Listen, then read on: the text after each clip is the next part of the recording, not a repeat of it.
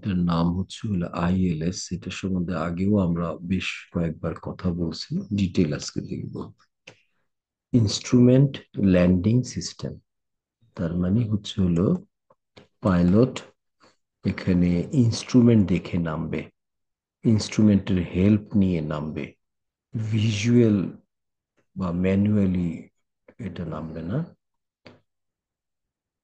চোখে যদি রানওয়ে দেখা না যায় তখনই ইনস্ট্রুমেন্টের হেল্প নিতে হয়।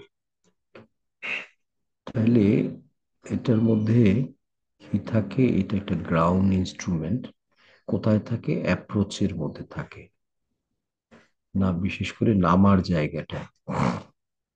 তো নামে হলো অ্যাপ্রোচের রানওয়ের মাথার মধ্যে, সেই জায়গাটার মধ্যে এই ইকুইপমেন্ট গুলি কি করে, কি প্রোভাইড করে গাইডেন্স প্রোভাইড করে।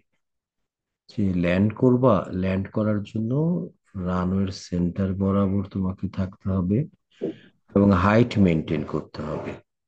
এমন ভাবে নামবা যাতে করে রানওয়ের এক মাথা থেকে নেমে আরেক মাথায় দৌড় দিবে না, তো থামার জন্য জায়গা পাও। এটাকে গাইডেন্স কে দিল? ইনস্ট্রুমেন্ট দিল। সেই ইনস্ট্রুমেন্ট গুলি হলো আইএলএস। এবং এই গাইডেন্স গুলি কি ফর্মে থাকে? কম্বিনেশন অফ রেডিও সিগন্যাল থাকে আর লাইটিং থাকে। হাই ইন্টেন্সিটির লাইটিং, অনেক দূর থেকে উজ্জ্বল আলোগুলি দেখা যায়। আর যদি ওটাও কোনো কারণে বাধাগ্রস্ত হয় তাহলে রেডিও ফ্রিকোয়েন্সি, আমরা যে ইউএইচএফ তারপরে ভিএইচএফ বলে, very high frequency, ultra high frequency রেডিওর যে মেগাহার্টজ থাকে, এগুলি যখন উপরের দিকে চলে যায় এই ফ্রিকোয়েন্সি গুলির নাম বিভিন্ন ভাবে হয়। তো এনিওয়ে, রেডিও ফ্রিকোয়েন্সি এই পাইলট কিভাবে দেখে? প্লেনের ভিতরে দেখার ব্যবস্থা আছে, সেটা দেখে দেখে তখন রানওয়ে দেখে না, ককপিটের মধ্যে, ড্যাশবোর্ডের মধ্যে যেই ডায়াল আছে, ডায়ালে বিভিন্ন রকম ফিডব্যাক দেখে দেখে সে নামে। তাহলে আইএলএস কি জিনিস? কতগুলি ইনস্ট্রুমেন্ট। এগুলি কি কয় ধরনের? দুই ধরনের কম্বিনেশনের। এটা ফ্রিকোয়েন্সি দিয়ে কাজ করে অথবা লাইট দিয়ে কাজ করে। তোমরা মিউট করে ফেলো, ঢুকেই মিউট করে ফেলবা, বারবার তাকাবা, কাউকে ডিস্টার্ব দিবা না। এটা you haven't got any right, disturb দিবা না। সোহেল রহমান,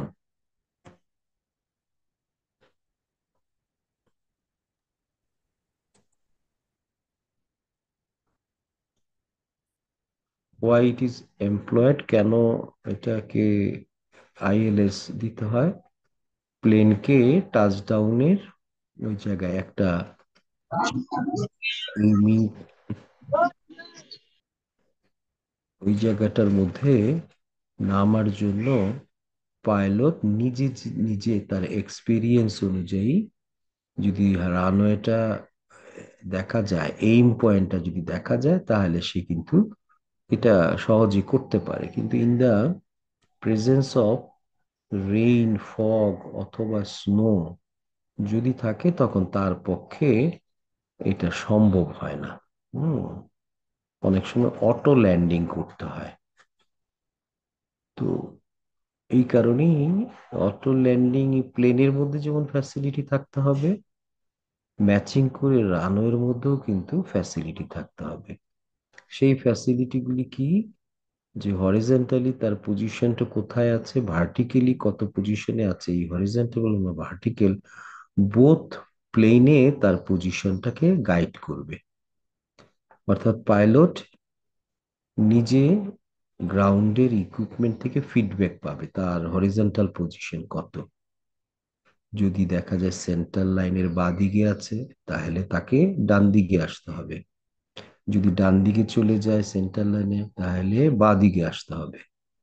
তাহলে ভার্টিক্যাল ডিরেকশনে যদি বেশি উঁচুতে থাকে, তাহলে কিন্তু সে নামতে দেরি করবে। মাঝামাঝি জায়গায় নামলে পরে কিন্তু থামাইতে পারবে না। সুতরাং গ্রাউন্ড তাকে বলে দিবে এই প্লেনের হাইটটা কতটুকু। আমি যদি বলি এটার মধ্যে কি কি থাকে স্পেসিফিকলি নাম লিখো, তখন নাম দিতে হবে এই তিনটার। একটা হলো গিয়ে লোকালাইজার বলে, ল্যাটারাল গাইডেন্স দেয়। যে মনে করে এই প্লেনটা, আমরা এই যে রানওয়ের আরম্ভটা দেখতে পাচ্ছি, রানওয়ের আরম্ভটা এটা নামতেছে, ওর পজিশন কিন্তু সেন্টার লাইন, রানওয়ের সেন্টার লাইন বরাবর থাকতে হবে। এই যে নোজটা আছে, এই নোজটা সেন্টার লাইনে গিয়ে পড়তে হবে। এবং এই যে দেখতেছো সে নামতেছে, গ্লাইড করে নামতেছে 3% একটা স্লোপে। তাইলে এই মাথার মধ্যে যখন মাথাটায় আসবে তখন তার হাইটটা কতটুকু থাকবে? বেশি হাইট থাকলে ও রানওয়ের ভিতরে ঢুকে যাবে নামতে নামতে, কম হাইট থাকলে এগুলোর সাথে বাড়ি খাবে। তাহলে এক্সাক্ট 3% স্লোপে নামলে এক্সাক্ট কত পজিশন হবে, সেটার জন্য এই যে গ্লাইড স্লোপ থাকে, ভার্টিক্যাল গাইডেন্স। আর তার আগে আগে এই রানওয়ের মাথায় আসার আগে আগে মার্কার থাকে, মার্কার থাকে। তো এবার তাহলে লক্ষ্য করে দেখো, প্রথমে হলো লোকালাইজার। লোকালাইজারের অবস্থান হচ্ছে হলো রানওয়ে শেষ মাথায় থাকে, দুই মাথার মধ্যেই থাকে আর কি। যেদিক থেকে নামুক শেষ মাথাটা গাইড করে তাকে। আচ্ছা, গাইড স্লোপ, রানওয়ের পাশে একটা টাওয়ার থেকে এটা ফ্রিকোয়েন্সি দিয়ে বুঝানো হয় তাকে। তাহলে এটা যদি রানওয়ে হয়, রানওয়ের পাশে টাওয়ার দিয়ে গ্লাইড স্লোপটা গাইড করা হয়। আর রানওয়ের বাইরে ও M I, outer, middle, inner, এই তিনটা দূরত্বে তিনবার রেডিও ফ্রিকোয়েন্সি তাকে বলে দেয় রানওয়ের মাথা থেকে তুমি কত দূরত্বে আছো। মানে সে হইলো গাইড করে তার ডিস্টেন্সটাকে। তাহলে তিন ধরনের জিনিস। এবং এটা একটা গ্রাউন্ডের একটা টাওয়ার স্টেশন থেকে ফ্রিকোয়েন্সি যায়, এখানে হলো গিয়ে লোকালাইজারের এখান থেকেও ফ্রিকোয়েন্সি যায়। সিমিলারলি বাকি তিনটা যে টাওয়ার আছে সেখান থেকেও কিন্তু ফ্রিকোয়েন্সি যায়। এই ফ্রিকোয়েন্সি গুলি কি হয়, মনে করো লোকালাইজার এটা, আর এটা হচ্ছে হলো যেটা টাওয়ারটা দেখালাম গ্লাইড পাথ। তো এই যে ফ্রিকোয়েন্সি ছাড়তেছে যাচ্ছে কোথায়, এই যে প্লেন আছে, প্লেনের নাকের মধ্যে রিসিভার আছে, এই রিসিভারটা রিসিভ করে পাইলট তার ভিতরে, পাইলটের ভিতরে এই যে ডায়াল হুম। আছে। না না, এই তোমরা একটু তো সচেতন হও না কেন তোমরা? পরীক্ষা পরীক্ষা পরীক্ষা পরীক্ষা দিব একটা শেষ হয়নি। মিজান ভাই মিউট করেন, মিউট করেন। তুমি বলো, তোমার বলতে হবে কেন বলো তো দেখি, ও তো একটা অ্যাডাল্ট ছেলে না, ও মানুষকে বলবে। যখনই তোমরা জুমে ঢুকবা খেয়াল রাখবা, ক্লাস করো না করো ডাজন্ট ম্যাটার, এটা তোমার স্বাধীনতা, কিন্তু অন্যকে কিন্তু কোনো ভাবেও বিরক্ত করবা না। ফ্লো নষ্ট হয় রোজা রমজানের দিকে, বিরক্ত হলে তোমার কিন্তু ভেজাল আছে কিন্তু। তো সেই হিসাবে প্রত্যেকে সচেতন থাকবা। একটু বারবার দেখবা গ্যাজেট অনেক সময় আপনা আপনি ওপেন হয়ে যেতে পারে, তো একটু দেখা ভালো এটা। তাহলে এখানে কি বলছিলাম, যে তুই রেডিও ফ্রিকোয়েন্সি গুলি আসে সেটা হলো প্রথমে প্লেনের আউটারের নোজের মধ্যে রিসিভ করে, সেই রিসিভ সিগন্যালটা চলে যায় ডায়ালের মধ্যে। এই ডায়ালের এই পয়েন্টটাই হলো আসল। এইটার উপরে যদি তোমার ক্রস হেয়ারটা থাকে তাহলে তুমি কিন্তু উঁচুতে আছো। এটার থেকে যদি নিচে দেখায় তাহলে প্লেনের অবস্থান নিচে আছে, দুইটাই ডেঞ্জারাস। থাকতে হবে এটা হলো ক্রস হেয়ারের ইন্টারসেকশন পয়েন্টে, এটা থাকলে বোঝা যাবে উচ্চতাও ঠিক আছে, সেন্টার লাইনে ডানেও যায় নাই বাঁয়েও যায় নাই, মাঝখানে আছে। তো পাইলটের টার্গেট হলো উচ্চতাটাকে অ্যাডজাস্ট করে এবং হরিজন্টালি অ্যাডজাস্ট করে ক্রস হেয়ারটাকে এই বরাবর রাখার চেষ্টা করে। এই যে দেখো, এই যে 3% স্লোপে নামে, এইটাই হলো গাইড পাতটা যে টাওয়ারটা যেটা বললাম এটা, আর এগুলি হলো গিয়ে হরিজন্টাল যেগুলি আছে, এটা হলো ওই পারের জন্য। আর এই প্লেনের জন্য রানের ওই মাথায় যেগুলি আছে ওই লোকালাইজার ইউজ হয়। খেয়াল রাখবা, এই মাথার যে লোকালাইজার থাকবে ওই পাশ থেকে যদি কেউ নামে, তখন এদিক থেকে ফ্রিকোয়েন্সি গুলি তাকে গাইড করবে। তাহলে লক্ষ্য করে দেখো, এরা হলো হরিজন্টালি কোথায় আছে সেটাকে শো করে, আর এ হলো ভার্টিক্যালি কোথায় আছে তার সাথে ম্যাচ করে কিছু মার্কার থাকে। এই যে দেখো মার্কার, তো এটা হলো গিয়ে আই, এটা হলো এম, আরো আরো দূরে কয়েক কিলোমিটার দূরে আরেকটা থাকবে। তার মানে রানওয়ের দিকে আগাচ্ছে, এবং এই মার্কার গুলি তাকে ইন্ডিকেশন দিবে তোমার অবস্থান কোথায়।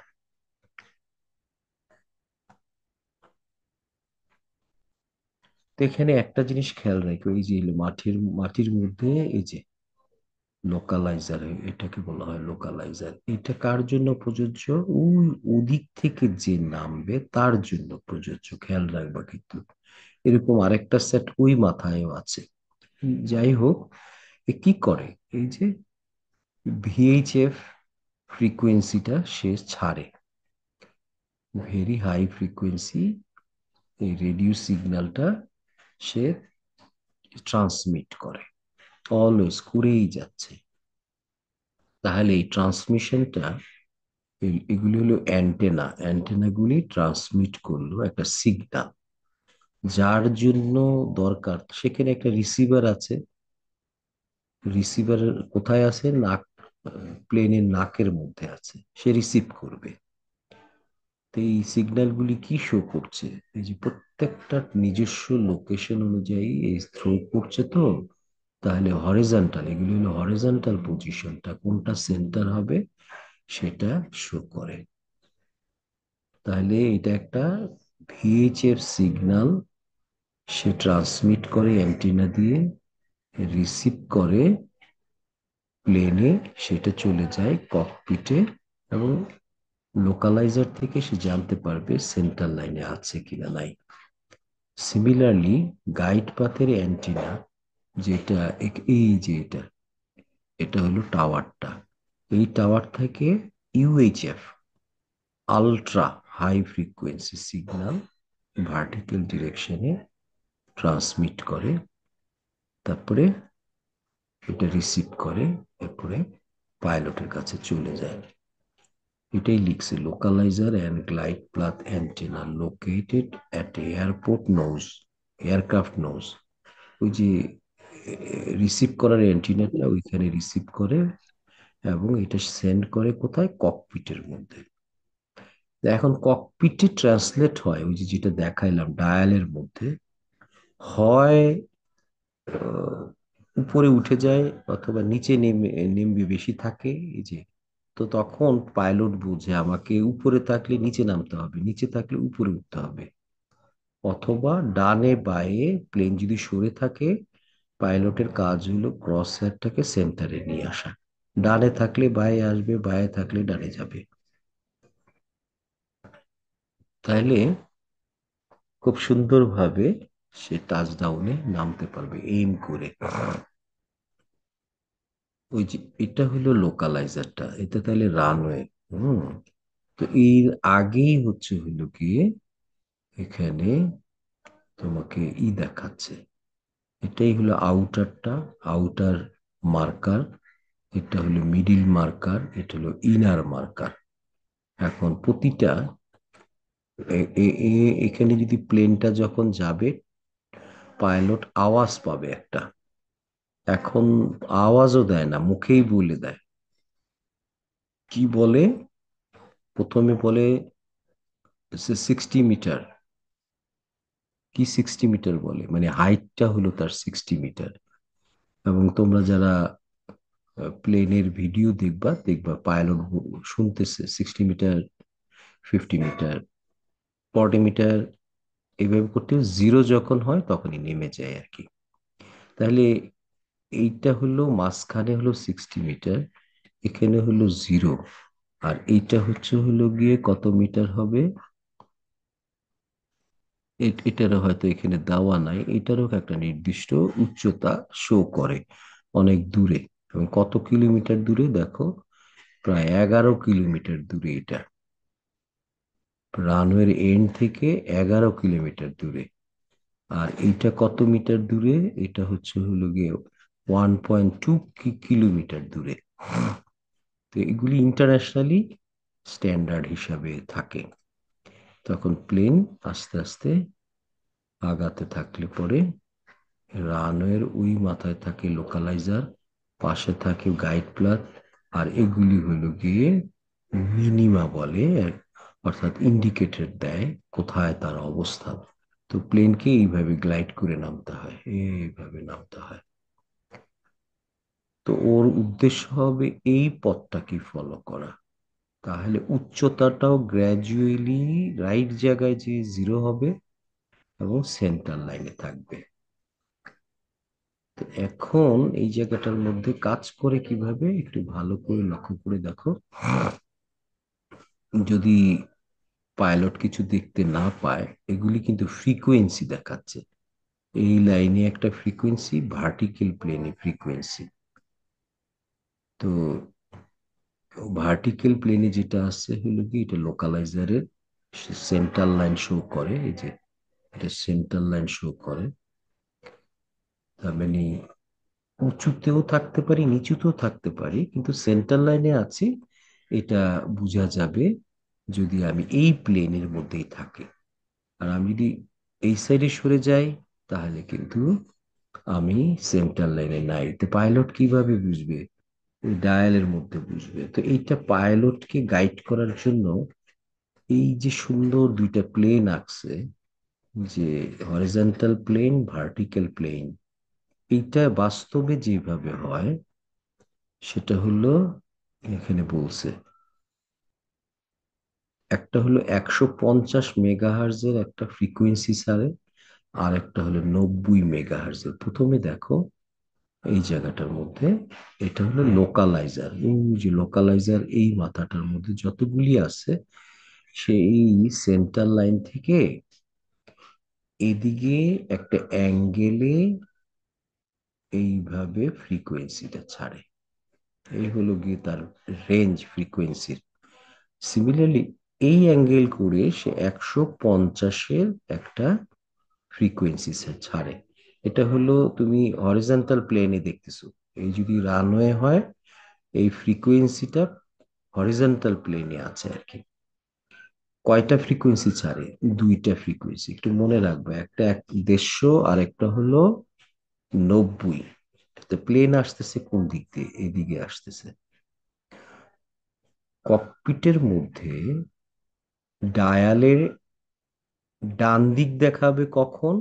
সে প্লেনটা এই জায়গায় না থেকে এখানে যদি আসতে থাকে, তাহলে এইটার ব্যান্ড হলো 150। এটার ভিতরে 90ও আছে, এই জায়গায় ওভারল্যাপিং আছে, কিন্তু যেহেতু ডান দিকে আছে, সে 150-এর বেশি ফ্রিকোয়েন্সিটা বেশি দেখবে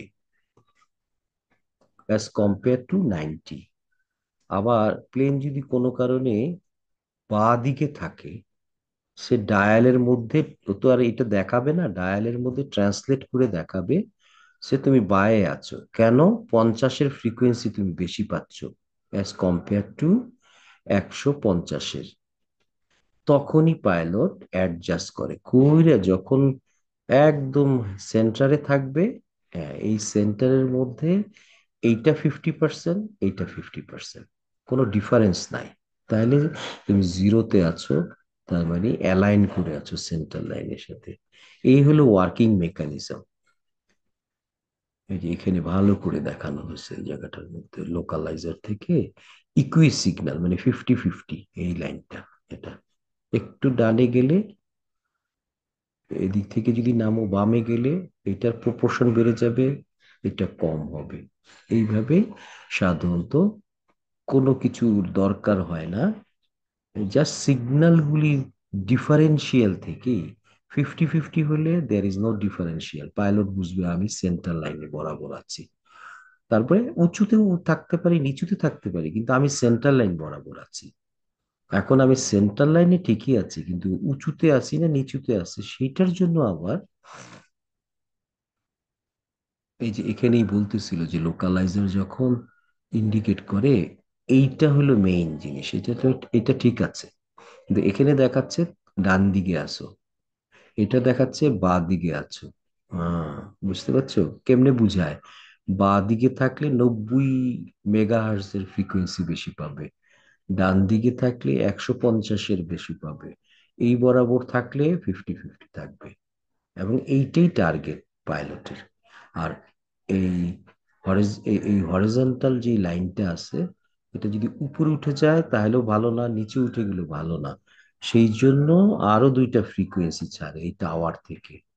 ওর ফ্রিকোয়েন্সিটা হলো গিয়ে এখানে দুই ধরনের, এই জায়গায় এই ফ্রিকোয়েন্সিটা ছাড়ে। এবং এই ফ্রিকোয়েন্সিটাও কিন্তু আপার ব্যান্ডে হচ্ছিল 90, এবং লোয়ারটা, সরি লোয়ারটা হলো এটা, এবং আপারটা হচ্ছিল মডুলেশন বলে এটাকে। এটা কিন্তু ভার্টিক্যাল প্লেনে ছাড়ে একটা, যেই অ্যাঙ্গেলটা হলো গ্লাইড অ্যাঙ্গেল, এটা এটাই হলো 3% গ্লাইড অ্যাঙ্গেল। এইভাবেই নামতে হবে, তাহলেই তুমি কারেক্ট জায়গায় এসে টাচ ডাউন করবা। তো তখন এই যে অ্যান্টেনাটা দেখছিলা, ও ভার্টিক্যাল ডিরেকশনে এখানে 150-এর একটা স্পেকট্রাম ছাড়ে, আর একটা হলো 90-এর উপরের দিকে ছাড়ে। এই দুইটার মধ্যে ফেজটা এমন ভাবে দেয়, দুইটার কাট পয়েন্টটাই হচ্ছে হলো গ্লাইড পয়েন্ট। তার মানে পাইলট যদি এই বরাবর নামতে থাকে, সে 50% এই ফ্রিকোয়েন্সি পাবে, 50% এই ফ্রিকোয়েন্সি পাবে, কারণ এটা তো ওভারল্যাপিং জোন। এই পাশে কোনো 150 নাই, এই পাশে কোনো সরি 90 নাই। এখানে কি আছে, 90 আছে, 150 আছে। এক্স্যাক্টলি যদি তুমি এই বরাবর থাকো, তাহলে তুমি একদম 50-50 করে পাবা। হ্যাঁ, এটাও তাহলে একটা গাইড দেয়, যে এটাই এখানে দেখানো হয়েছে, ইকুই সিগন্যাল। হুম। তো তোমরা বুঝতে পারছো, অত নিটিগ্রিটি তোমাদের দেখার দরকার নাই। শুধু বুঝবা, পাইলট যদি চোখেও না দেখে, নিডিলটা দেখলেও সে বুঝতে পারবে। হ্যাঁ, সে প্লেনটা যদি পাইলট উপরে রাখে, তাহলে সে দেখবে 90 বেশি রিসিভ করতেছে, এবং অ্যাঙ্গেলটাও জানায় দিবে কতটুকু বেশি আছো তুমি। তখন সে আস্তে আস্তে কারেক্ট জায়গার মধ্যে আসে। এইটাই হইলো আইএলএস, মানে machine supported, instrument supported, not তুমি চোখে দেখে। এই যে দেখো, উদ্দেশ্য হলো এই জায়গাটার মধ্যে একদম ক্রস ওয়্যারটা সেম থাকা, কিন্তু যদি দেখো তোমার এইভাবে দেখাচ্ছে, তবে তুমি নিচায় আছো, তাড়াতাড়ি নেমে যাচ্ছ, খারাপ ভেজাল হবে। অথবা তুমি উঁচুতে আছো। হ্যাঁ, তো এই জন্য টার্গেটটা হচ্ছে হলো গিয়ে এই পয়েন্টটা মানে হলো হরিজন্টালিও সেন্টার লাইনে আছো, ভার্টিক্যালিও কারেক্ট লোকেশনে আছো। কোন সময়? এ- এটাই হচ্ছে হইলো গিয়ে সেই দুইটা একসাথে সুপার ইম্পোজ। এই ড্রয়িংটা হয়তো আঁকতে দিতে পারি, যে তোমরা লোকালাইজার এবং গ্লাইড স্লোপ কিভাবে করে, যে গাইড করে, তার ইটা আঁকো, যে কি জানি সিগন্যাল আঁকো। তো তখন এইটা হলো প্ল্যান ভিউ, এটা হলো লোকালাইজার প্ল্যান ভ্যালু, মানে ভিউ। আর এটা হলো ভার্টিক্যাল, এটা হলো ভার্টিক্যাল ডিরেকশনে। এই জন্য দেখো মাটির নিচে যেটা টাচ করে যাচ্ছে এটা দেখা যাচ্ছে না, এই জন্য এটা হলো ভার্টিক্যাল। আর এটা হলো, এই যে দেখো, রানওয়ের এখানে উইডথ দেখা যাচ্ছে, আর রানওয়ের থিকনেস দেখা যাচ্ছে এখানে। আঁকার সময় একটু বুঝে আঁকবা আর কি, কোনটা প্ল্যান আর কোনটা ভার্টিক্যাল। একটার মধ্যে সেন্ট্রাল লাইন দেখাবা, আর একটা লাইনে গ্লাইড স্লোপ দেখাবা, আশা করি এটা পারবা আঁকতে। এই জায়গায় একটা টিপিক্যাল দেখাচ্ছে, একটা প্লেন আসছে নামার জন্য। এই যে দেখো, এখানে তার টার্গেট সবকিছুই ঠিক আছে, কিন্তু পাইলট এই ক্রস এর মধ্যে কি দেখতে পাচ্ছি জানো?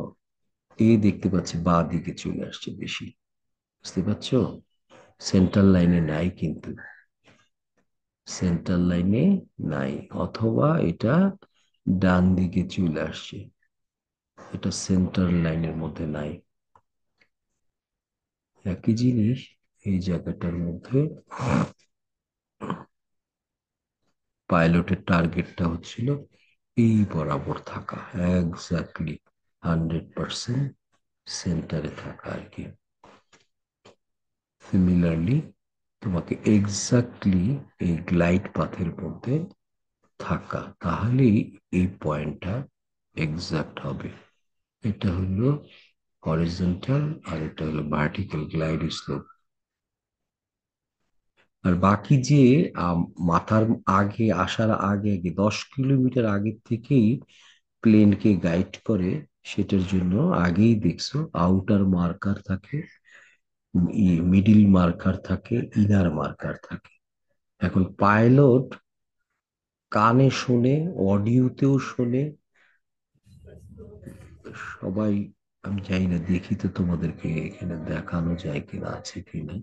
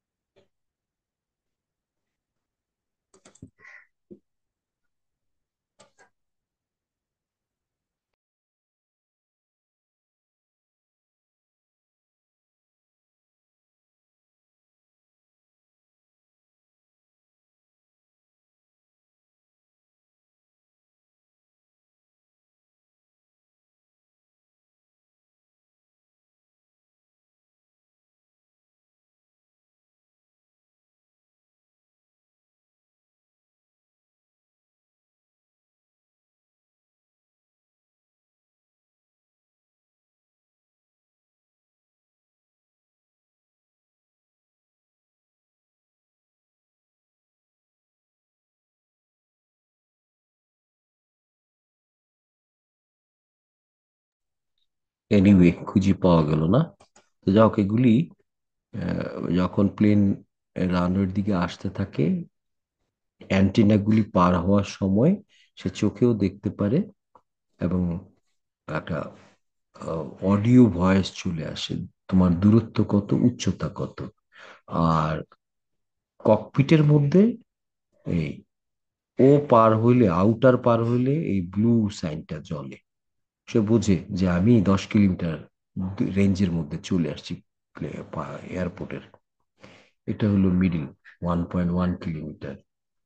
আই 300 মিটার, এই যে 300 মিটার দূরত্বের মধ্যে চলে আসছি, মানে এখনই আমাকে ল্যান্ড করতে হবে। এটা হলো ককপিটের মধ্যে ইন্ডিকেটর হিসাবে পাবে, অডিও ভয়েস ওর মধ্যেও পাবে এটা।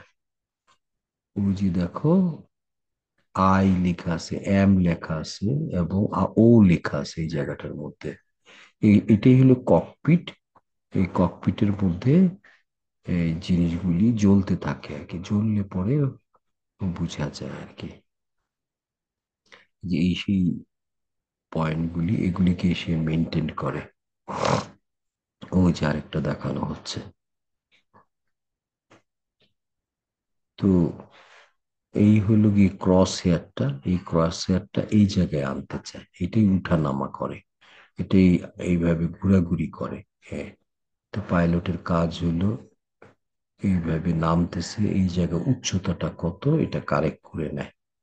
হ্যাঁ, এখন ওএম এ আছে, এই পাইলটটা ওএম আছে, তার মানে এই জায়গায় আছে, এই জায়গাটার মধ্যে আছে। এখানে আসলে পরেই তার হাইটটা দেখাবে। তার হাইটটা যদি উঁচু নিচু হয়, যেমন এখন উঁচুতে আছে সে, আসার কথা এই জায়গাটার মধ্যে, পাইলটের কাজ হবে কারেকশন করা।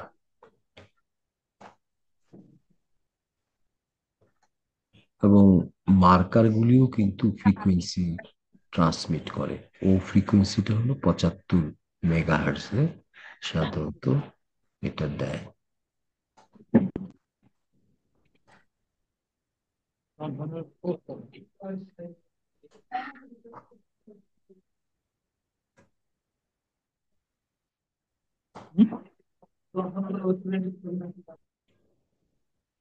এবার এখানে আমরা গত ক্লাসে দেখছিলাম প্রিসিশন অ্যাপ্রোচ। এই সোহেল, মিউট করে ফেলো। এটা হলো গিয়ে যেটাকে বলা হয় প্রিসিশন অ্যাপ্রোচ, ক্যাটাগরি গত ক্লাস বলছিলাম আর কি। ক্যাটাগরি ওয়ান, ক্যাটাগরি টু, হুম, এগুলি ডিপেন্ড করে অ্যাকুরেসির উপরে।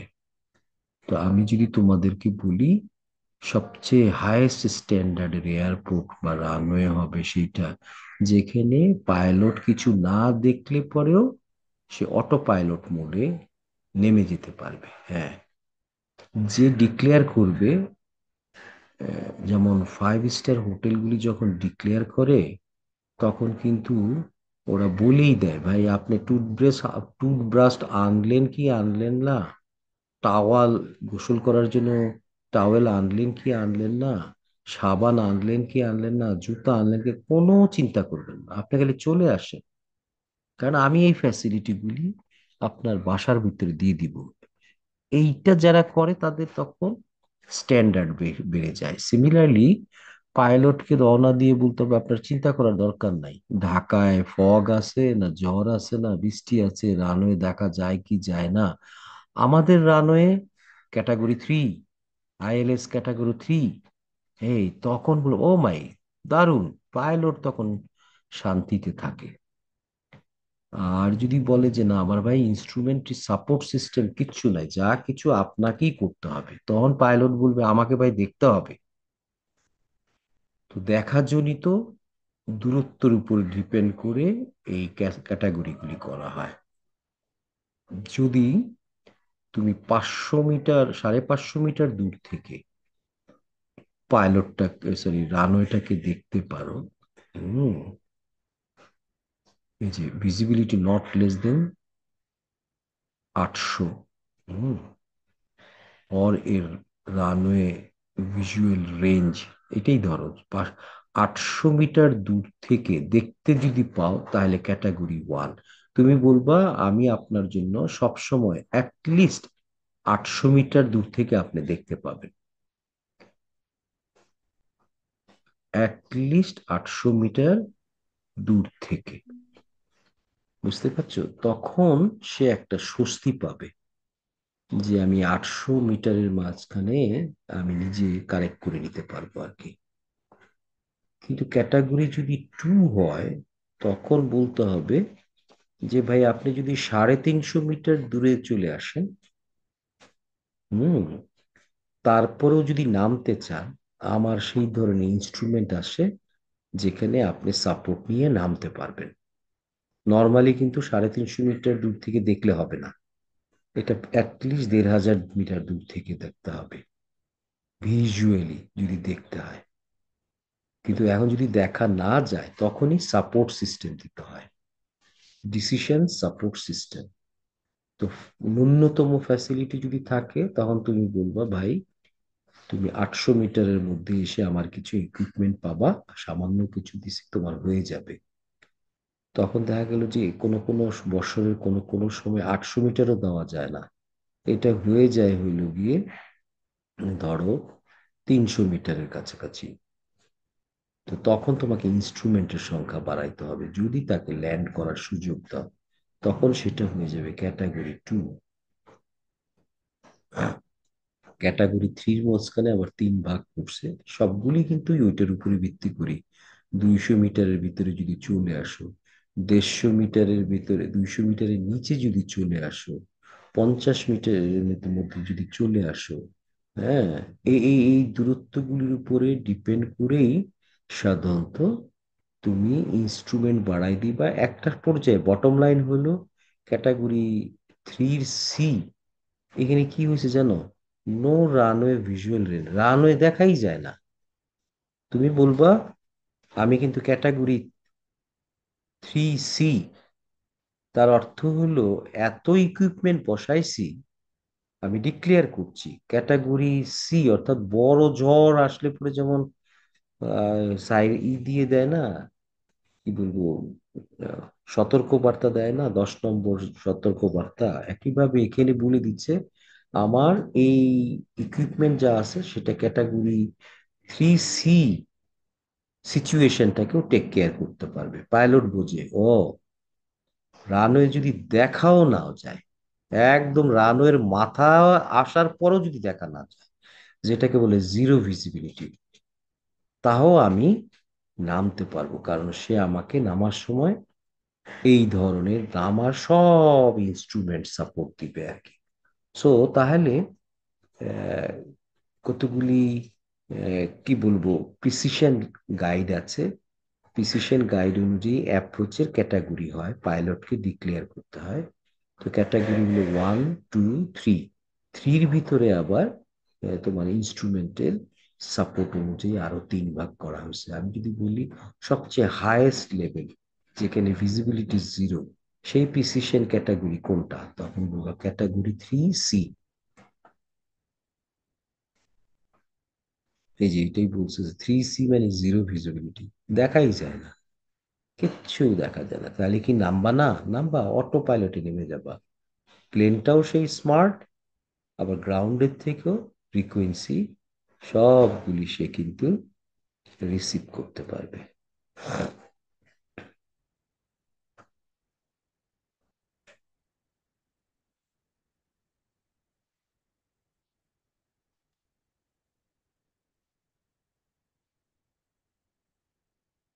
আজকে এই পর্যন্তই এখানে রাখছি। তাহলে আমরা সোফার আইএলএস এর অনেকগুলি ধাপ দেখলাম,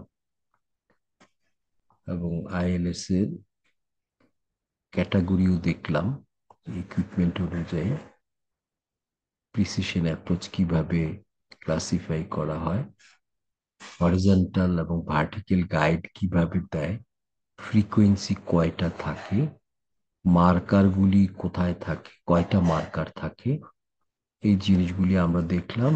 তো আমরা একটা ছোট্ট একটা ক্লাস টেস্ট নিব এখন। তোমরা একটু রেডি হও।